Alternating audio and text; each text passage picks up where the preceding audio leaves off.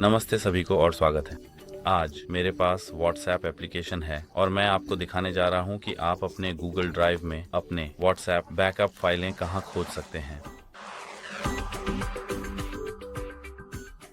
तो अगर आप अपने WhatsApp एप्लीकेशन में सेटिंग्स में जाएं और फिर चैट्स में जाएं और चैट बैकअप तक स्क्रॉल करें तो आप देखेंगे कि आपका आखिरी बैकअप ही था उस समय, और इसका आकार भी था ही।